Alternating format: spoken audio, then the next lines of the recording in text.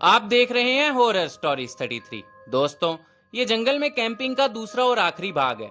पहले भाग में आप सबने सुना कैसे पवन जी और उनके दो दोस्त एक जंगल में चुड़ैल के चंगुल में फंसे और राजू के ठीक पीछे वो चुड़ैल आकर खड़ी हुई।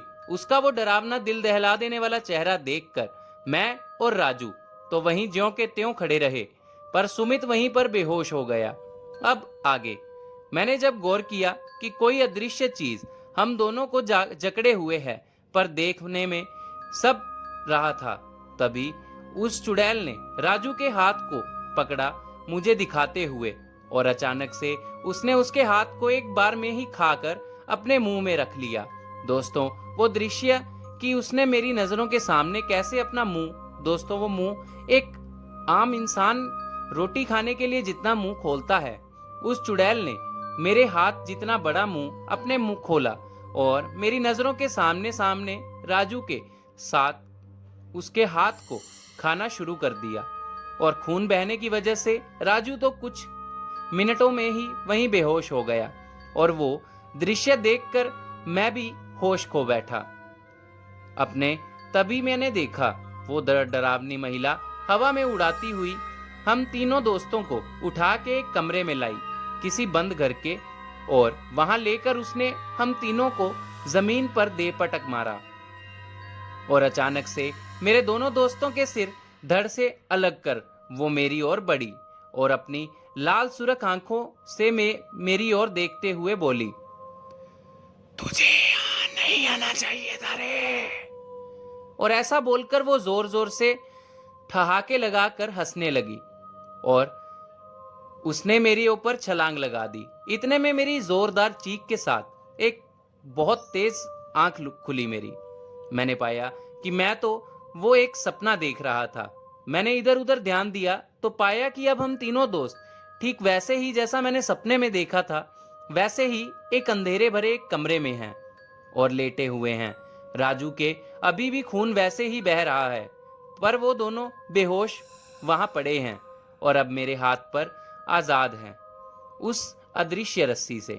मैंने एक बार आसपास जायजा लिया कि कहीं आसपास वो चुड़ैल तो नहीं है, पर आसपास वो तो नहीं दिखी, मगर हमारी तरफ एक आदमी और भी वहां पर वैसे ही पड़ा था एक कोने में और उसके सिर से भी खून बह रहा था। मैंने सबसे पहले सुमित को जगाया।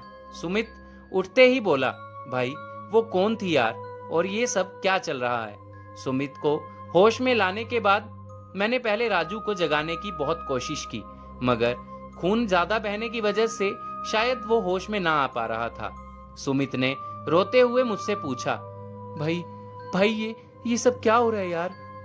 तो मैंने उसे सब सच बताया, कैसे मैं अपने गांव में गया और वहां मेरे गांव के दोस्त ने यहाँ का मुझे बताया।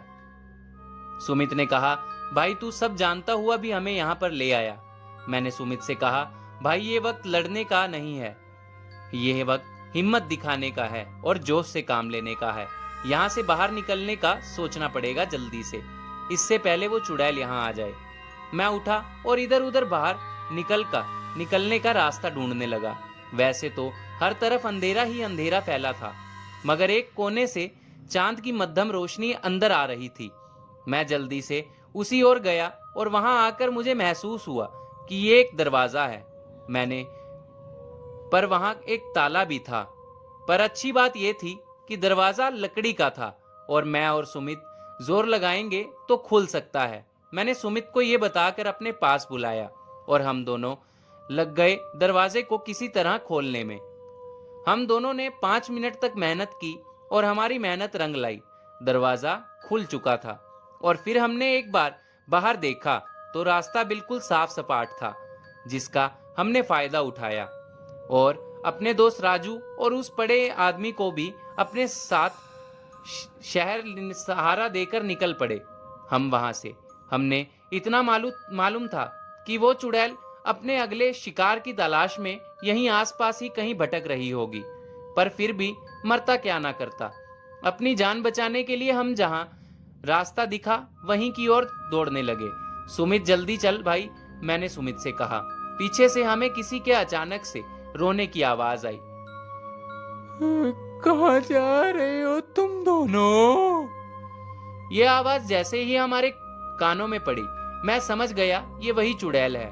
पर इस बार मैंने अपने दोस्तों को पीछे घूमने से मना किया और ना ही चाल को रोकने का। हम तेज तेज कदमों से आगे बढ़ते गए और तकरीबन 10 मिनट चलने पश्चात हमें मेरी कार दिखी, वहीं उसी जगह जहां हमने कैंपिंग की थी बीती रात। हम आए और सीधा कार में आकर बैठ गए। वो आवाजें लगातार आती जा रही थी, पर गलती की कोई गुंजाइश नहीं थी।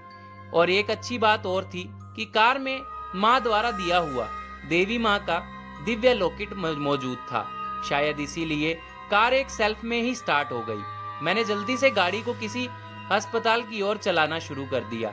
राजू होश में नहीं आ रहा था, पर वो आदमी होश में आ चुका था। पर अच्छी बात थी कि उसकी सांसें चल रही थी। शहर में कदम रखते ही हमें एक प्राइवेट क्लिनिक दिखा, छोटा सा।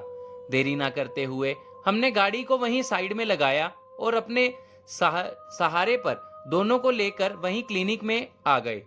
2 दिन तक वहां राजू का इलाज चला और फिर राजू को एक बड़े अस्पताल में रेफर कर दिया गया। और कुछ दिनों बाद हमारा दोस्त बिल्कुल ठीक होकर हमारे साथ चल दिया। पर दोस्तों, वो कहते हैं ना, आपकी एक लापरवाही आपकी जान लेने पर उतारू हो जाती है। मगर मेरी अच्छी किस्मत होने की वजह से उस रात मैं बच गया और मेरे दोस्त को अपना हाथ गंवाना पड़ा। पर मैं दोस्तों आप सबसे एक गुजारिश करूंगा कि आप कृपया करके अपना ध्यान रखें और कभी भी कोई भी गलती बिना सोचे ना करें। और दोस्तों देखते रहें